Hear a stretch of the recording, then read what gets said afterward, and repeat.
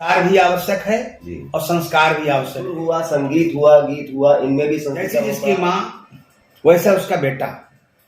आप सभी मित्रों को नमस्कार, जय हिंद, जय भारत। आज हम संस्कृत विषय पर चर्चा करेंगे। संस्कृति हमारे समाज और नई पीढ़ी के लिए क्यों बहुत ही आवश्यक है और इसकी क्या उपयोगिता है। हमारे साथ राजकुमार तिवारी जी हैं, जो 30 वर्षों से सरस्वती विद्या मंदिर के संस्थापक प्रधानाचार्य रहे। इसके अतिरिक्त संभाग निरीक्षक भारतीय शिक्षा समिति उत्तर प्रदेश अवध प्रांत एवं गोंडा एवं लखनऊ रहे और वर्तमान में प्रांत संपर्क प्रमुख विद्या भारती अवध प्रांत हैं। बहुत बहुत स्वागत है आपका जी। तो आज हम आपसे जानना चाहेंगे कि संस्कृत का आप जो शुरुआत के संस्कृत विषय जो है वर्तमान युवा पीढ़ी के लिए क्या जो है जरूरी है, उनको क्यों इसके लिए इसमें संस्कृत सीखने की जरूरत है और क्यों लोग संस्कृत से पीछे हट रहे हैं, इस पर जानकारी प्रकाश डालिए। बहुत अच्छा प्रश्न है। माता किल मनुष्याणाम देवता नाच दैवतम। माँ केवल मनुष्यों की माता नहीं है, देवताओं की भी माँ है। इस भाव क्रम में जब किसी का जन्म होता है तो उस जन्म में प्रारंभ से ही देववाणी का प्रभाव उसके ऊपर होता है। जो भी माँ की भाषा होती है, सारी चीजें तो विरासत के भाव में जाती हैं, लेकिन उसकी मदर टंग मातृभाषा जो है वो विरासत के भाव में उसे ट्रांसफर होती है। कहा भी जाता है जैसी जिसकी माँ वैसा उसका बेटा। ऐसे भाव में माँ से ट्रांसफर है। तो हमारी भारत भूमि की जो मूलतः वाणी रही है, देववाणी देवभाषा है और ये जन्म से मनुष्य को प्राप्त है।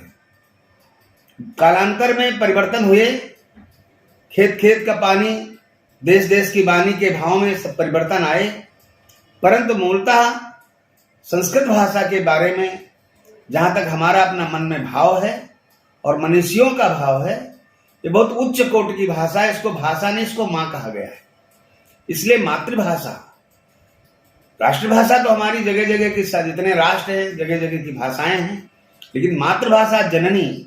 इसलिए संस्कृत भाषा सर्वे भाषायाम जननी है।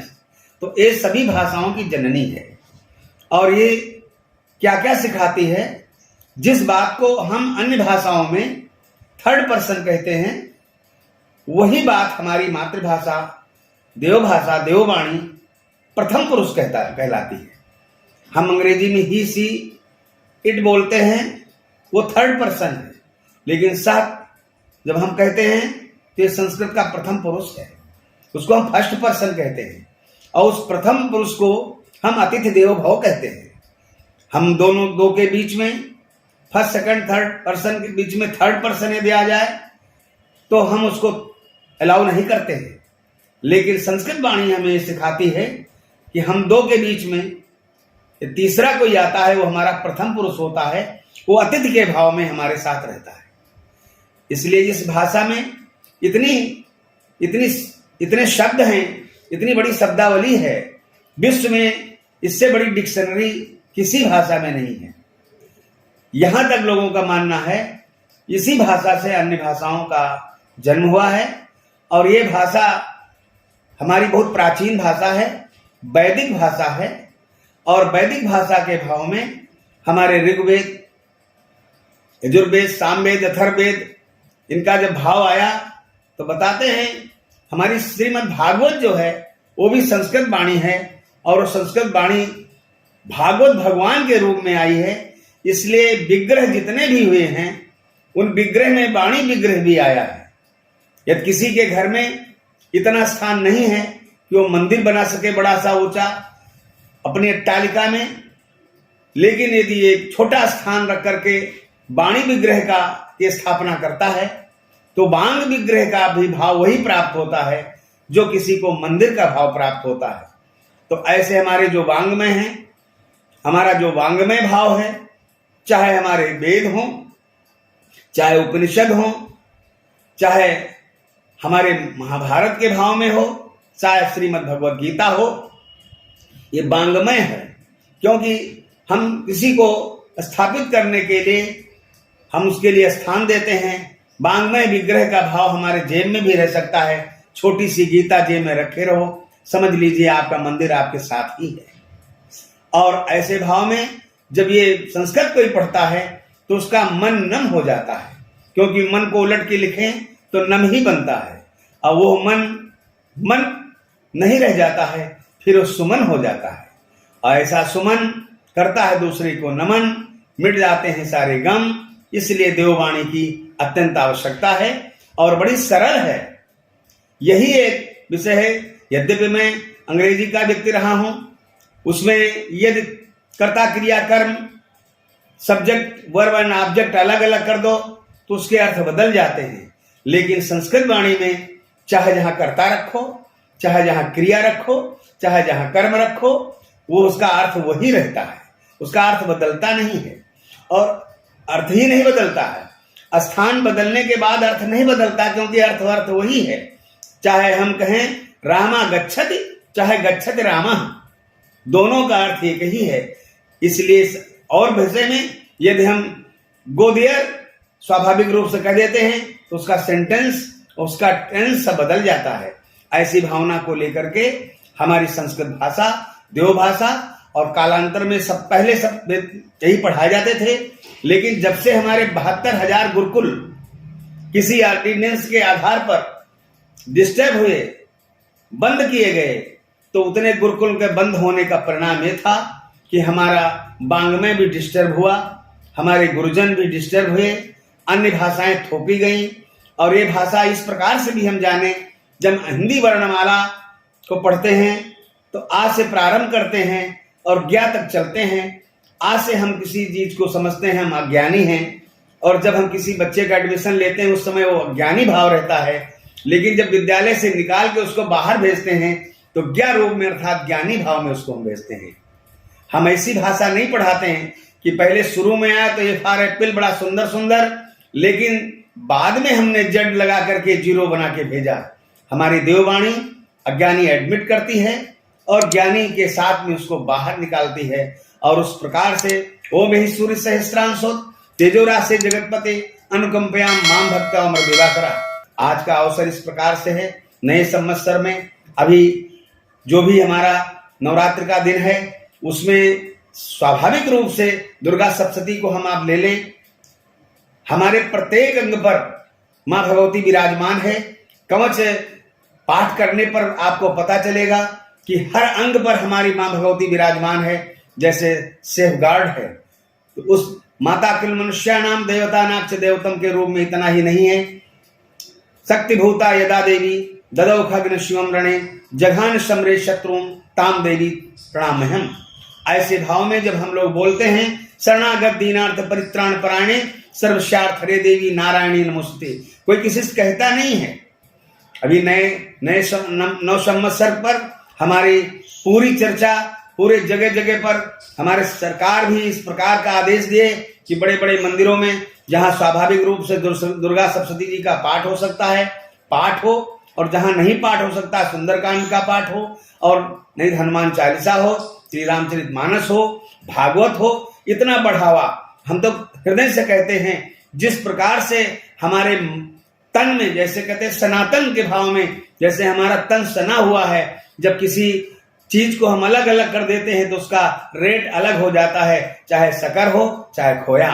लेकिन जब मिला देते हैं तो उसका रेट बदल जाता है, वेट भी बढ़ जाता है। स्वाभाविक रूप से वही चीज जो 60, 200 और 60 के रूप में बिकती है, 40 रूप में बिकती है, वो 600, 700 रूप में कलाकंद के रूप में बिकती है। अगर हम आपको बताएंगे कि जैसे सृष्टि का उद्गम हुआ, उसके बाद जब मानव संस्कृति हुई तो मतलब तभी से संस्कृत सबसे पहली भाषा मानी जी जी जी। उसके बाद ये भाषा जो है, इससे संस्कार भी, इसमें भाषा में काफी संस्कारी भाषा मानी जाती है।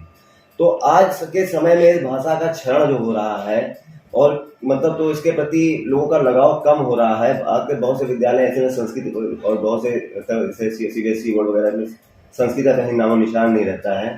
तो इस पे प्रकाश डालिए कि मतलब कि जो लोग क्यों को प्रेरणा मिले कि संस्कृत को क्यों महत्व दिया जाए। संसार, बाकी तो अभी आपने बताया ही, बहुत ही अच्छा बताया। संसार और संस्कार दोनों शब्द आपके बीच में हैं। जी जी संसार भी आवश्यक है जी और संस्कार भी आवश्यक है। इसकी उपयोगिता लोगों को कम क्यों हुई? ये क्योंकि ये हमारी भाषा ऑफिशियल लैंग्वेज नहीं बन पाई। ऑफिशियल जब लैंग्वेज नहीं होती है तो उस पर लोग सोचते हैं इसका कोई मतलब नहीं है। हमारी कोई कागज सामान्य रूप से इस पर गवर्नर के हस्ताक्षर हैं तो नोट कहलाता है, और यदि वो गवर्नर के हस्ताक्षर नहीं, भले उसी प्रकार का कोई प्रिंट हो, पूरा प्रिंट एक प्रकार का हो, लेकिन हस्ताक्षर गवर्नर के नहीं है, तो उसको हम चूरन का नोट की संज्ञा दे देते हैं। कालांतर में हम सब जानते हैं, इससे विज्ञ हैं कि हमारा देश कतिपय वर्षों तक दास्ता का भाव रखता रहा और उसके कारण हमारी संस्कृत भाषा बीच बीच में लुप्त होती रही। ये सामान्य रूप से लोग संस्कृत ही बोलते हैं। हम लोग पानी बाद में बोलना सीखे हैं, पहले जल ही बोले हैं। हम खाना बाद में बोलना सीखे, पहले भोजन बोले हैं, क्योंकि श्रीमद् भगवद गीता में 4 प्रकार का भोजन बताया गया है। तो इससे संस्कार भी डेवलप होते हैं, और ऐसे संस्कार डेवलप होते हैं, संस्कृत पढ़ने वाले के ऐसे संस्कार डेवलप होते हैं जो संस्कार जीवन पर्यंत फॉलो करने पर यदि उनको माना जाए, स्वाभाविक रूप से अनुसरण किया जाए, तो 8 चीजें संस्कार के साथ में हैं, और जो मानेगा जो बातें 8, उसको जिंदगी में रहेंगे ठाठ। जैसे जो संस्कृत जानता है उसको भवन में नहीं भावना में विश्वास होता है। जो संस्कृत जानता है उसको साधन नहीं साधना में विश्वास होता है। जो संस्कृत जानता है उसकी दृष्टि चित्र में नहीं चरित्र की ओर चली जाती है। जो संस्कृत जानता है उसकी दृष्टि आकृति नहीं प्रकृति की ओर चली जाती है। और ऐसे संस्कृत जानने वाले के घर में कभी 36 का भाव नहीं रहता है, 63 का भाव आ जाता है। ऐसे 63 के भाव में संसार चाहे जैसा हो, लेकिन उसके संस्कार बहुत ही बलिष्ठ होते हैं। सृष्टि जैसे चाहे जैसी हो, लेकिन दृष्टि उसकी बदल जाती है, और जब दृष्टि बदल जाती है, चाहे अवन हो चाहे अंबर वो, चाहे वो पीतांबरधारी हो चाहे हो दिगंबर, उस संस्कार के कारण नंगा भी अच्छा लगता है, उघारा भी अच्छा लगता है।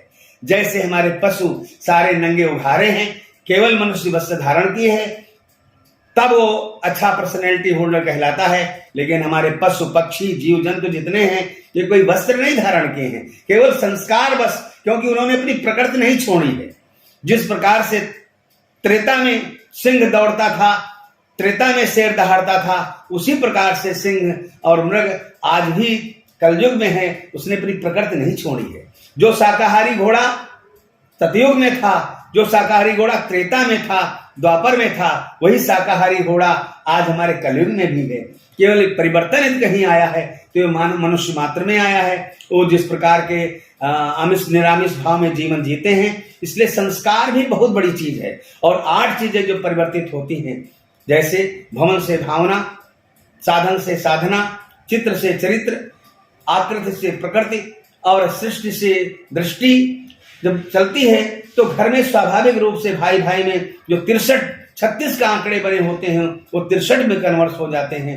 और कितनी मधुर भाषा है, इससे ज्यादा मधुर भाषा, इससे ज्यादा सरल भाषा विश्व में कोई नहीं है। जैसे केवल बिंदी जहां लगा दें वहां अर्थ बदल जाता है।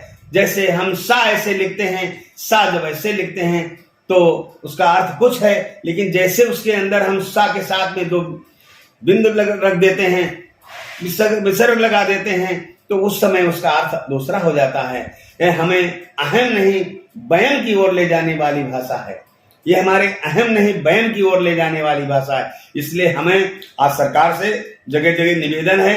अभी स्वामी चेतनानंद जी महाराज के शिवायोग पीठन में 7 दिवसीय जो है संस्कृत भाषा का एक वर्ग लगा जाड़े में, और उसमें इतना अच्छा हुआ कि दूर दूर से बच्चे आए और स्वामी जी ने उसकी बहुत व्यवस्था की। और हम चाहते भी हैं हर जगह विषय ये अनिवार्य किया जाए, अनिवार्य रूप से इसको पढ़ाया जाए। और जिसके घर में संस्कृत जानने वाला एक भी व्यक्ति हैगा, मेरा दावा है उसके घर में लड़ाई हो ही नहीं सकती, क्लेश नहीं हो सकता। ये कहते हैं एक श्लोक यदि कोई बोल दे अपने घर में तो भूत पिशाच निकट नहीं आवे, ऐसी इसकी मान्यता है। जिसके घर में एक भी भूले भटके श्लोक बोला जा सकता है, ये बोल दिया जाता है, चाहे वो जयंती मंगला काली भद्रकाली कपालिनी के रूप में हो, चाहे मंदार माला कुलता लगाए कपाल मालंकित के रूप में हो, चाहे कर्पूर गौरम करुणावतारम के रूप में हो, चाहे शांताकारम भुजग शयनम के रूप में, किसी के घर में चाहे बोल दिया जाए चाहे बुलवा दिया जाए, सुन लिया जाए चाहे सुना दिया जाए, उसके घर में इस प्रकार की जो नेगेटिव ऊर्जा है, नकारात्मक ऊर्जा है, वो नहीं रहती। तो ये औषधि है, ये औषधि है। ओम ऐसा एक भाव हमारे मन में आया है जो हम लोग समझते हैं, वो ओमकार भाव। ओम पहले यही आया है। अभी किसी पढ़े लिखे से, अंग्रेजी खूब जानने वाले से अथवा सामान्य रूप से हिंदी भी जानने वाले से पूछ लीजिए, अक्षर जब थे तो वर्णमाला शब्द क्यों लाया गया? अक्षर जब थे तो वर्णमाला क्यों लाया गया? अक्षर का जन्म कैसे हुआ? वर्णमाला कहां से लाया गया? तो विद्वान मनीषी बताता है कि जब हम ध्यान कर रहे थे तो हमको जो ध्वनि सुनाई पड़ी वो अक्षरों की सुनाई पड़ी। हमको जो कानों में ध्वनि सुनाई पड़ी ईश्वर की सत्ता के अनुसार, तो हमको अक्षर सुनाई पड़े। लेकिन जब लोगों ने कहा ये कैसा है, इसका रूप क्या है, तब भी ऋषियों ने मनीषियों ने साधना की और उसमें सब साधना में हर अक्षर का रूप आता गया। जैसे आ का रूप आया, उसको वर्ण कर लिया। बड़े आ का जो दीर्घ का अक्षर आया उसका वर्ण कर लिया। इ का वर्ण, ई का, उ का, इसका वर्ण करता गया। जिन जिन अक्षरों को उसने 49 अक्षरों का वर्ण किया और उन वर्ण के मान में जो माला बनी उसका नाम वर्णमाला था। ये है इस वर्णमाला का स्वरूप। लेकिन बहुत दिनों तक हिंदी अंग्रेजी संस्कृत पढ़ाते हैं, लेकिन वर्णमाला कहां से आई है? अक्षर स्वरूप है, अक्षर उसकी ध्वनि है, लेकिन हमारा जो वर्णमाला है उसका रूप है। कैसे बनाए हम? तब लोगों ने बताया कि ऐसे आओ नहीं, और कहा है कि जहां पर स्वाभाविक रूप से हमारे हर अक्षर का महत्व है, हमारे रा का महत्व है। रा जिस 49 अक्षरों में जिस अंक पर रा आता है, जिस अंक पर, और उसके बाद में जिस अंक पर मां आता है, दोनों जोड़ लिए जाएं तो उसका योग 54 होता है। रा और मां का योग जो है वर्णमाला के आधार पे अंकों का योग 54 होता है। और 54 जब राम बनता है, और राम राम कहने से 2 बार 108 बनता है। 108 इसलिए हमारे माला में भी, हम लोग जो माला धारण के हैं उसमें भी 108 मूंगे हैं, मोती हैं। तो वो क्या है? राम 2 बार कह दे, राम राम कह दीजिए तो समझ लीजिए 108 बार आपने माला जप लिया है। अच्छा, सुर हुआ, संगीत हुआ, गीत हुआ, इनमें भी संस्कृत का बहुत बड़ा रोल है इसमें जी, तो इस पर जरा प्रकाश डाल दीजिए। देखिए, संगीत और जो स्वर और सुर, देखिए हमारे यहाँ शिव जी को बहुत बड़ा संगीतज्ञ कहा गया है, बहुत बड़ा। हमारे जो शिव जी हैं उनका नृत्य भी आप देखते होंगे, उनकी वाणी भी देखते होंगे। डमट डमट डमर चकम का निनाद के भाव में जो शिव स्तोत्र है, ये उन्हीं के डमरू से सब निकला हुआ है। इतने स्वर, ध्वनि और संगीत ये उन्हीं से निकला है, इसलिए गीत को मीत माना गया है। आप कहीं पर कितने दुखी हों, एक गीत गुनगुना जाएं तो आपका बीपी, आपका जो है ब्लड प्रेशर, वो धीरे से नॉर्मल हो जाएगा। इसलिए उसी से निकलता है, और स्वाभाविक रूप से इसकी बहुत आवश्यकता है। मैं तो हर विद्यालय के हर प्रधानाचार्य, हर प्रबंध समिति और सरकार से भी मेरा परम निवेदन इस भाव में है कि, और थे भी, हम लोग जब पढ़ते थे तो अनिवार्य संस्कृत रूप में हम लोगों को पढ़ाया जाता था। संस्कृत में नंबर पूरे लोग कहते थे कि गणित में 100 में 100 अंक मिलते हैं। हमारा जो मानना है, हमारे यहाँ जब भी मेरिट आई तो संस्कृत भाषा के आधार पे मेरिट आई।